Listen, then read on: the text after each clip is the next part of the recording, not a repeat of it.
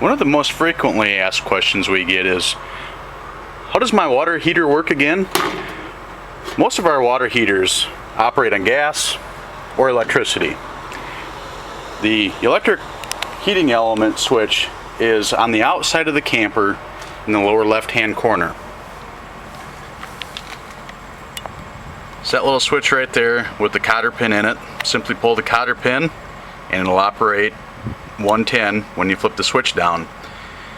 The gas heating element switch is inside the camper.